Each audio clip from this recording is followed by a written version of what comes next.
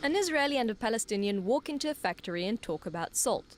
This is no joke, but the reality for Israeli entrepreneur Alon Lior and Palestinian businessman Hussam Halak. Both of us believe of a peace economy, that the economy, while the economy is going together, there won't be any wars. Both speaking the language of salt, their roads cross on their common ground, a ground which also happens to be the lowest one on earth.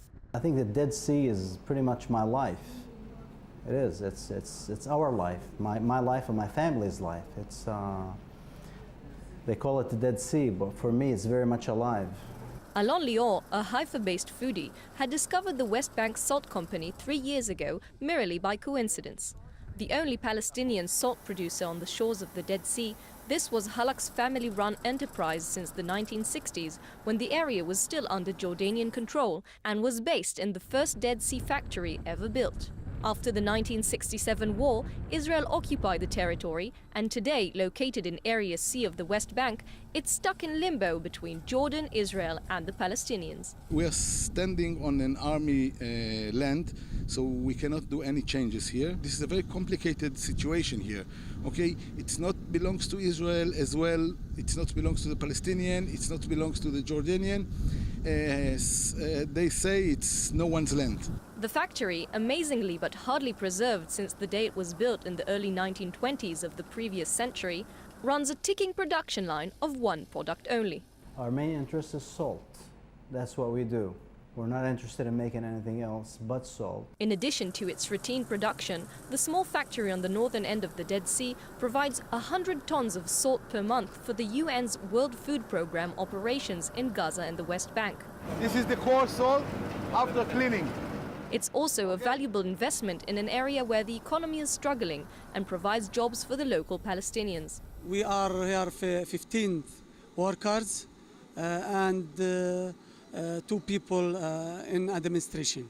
All workers, and I am from Jericho. Most Dead Sea factories don't focus on producing edible table salt, but the more profitable products such as potash, industrial salts and magnesium chloride.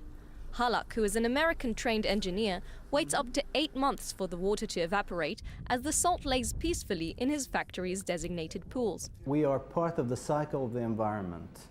We are taking water from the Dead Sea, crystallizing the NaCl, the salt, and then returning the water back to the sea. We are not doing any process to dry the water. We're taking the water, we put it here just to collect the salt. This natural process allows the salt to be tastier, with better quality ingredients for eating. And this is where Israeli Alon Lior decided to join the process. The idea under the 424 gourmet salt, it's to take the raw material, the best quality in the world, from the lowest point of the world, and to produce a great salt. The chance encounter between Lior and Hussam Halak led to the creation of new gourmet products named Salt 424 after the depth below sea level, 424 meters. The Halak family supplies Lior with salt from the Dead Sea, which he then blends with other spices and herbs to create multicolored and multi-flavored seasonings. Recently distributed around the world, you can now find sweet orange and chili salt, velvet plum merlot salt, and garlic with ginger salt. The salt produced here, born from a joint effort between Hussam and Alon, is evidence of a possible and successful collaboration between the two peoples so far in conflict. It is good for economy, for the people. I understand you, you understand me.